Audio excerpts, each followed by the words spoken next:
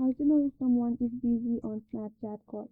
Hi everyone, this is Kate and I'm back with new tutorial, and on today's video we will see how to know if someone is busy on Snapchat calls. Without any further delay, let's get started. First off, open up your Snapchat application and make sure that you're logged in with your Snapchat account.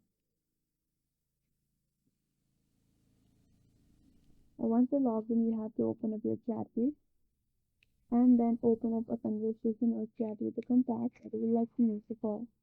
Now there is two ways. First of all, try to call that person by tapping on the call icon after you open up the chat page.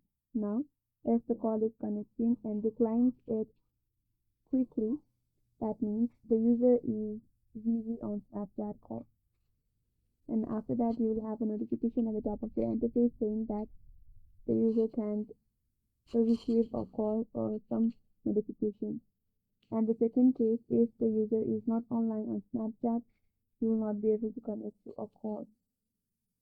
So that's the way to know if someone is busy on Snapchat call, and that's all for this video.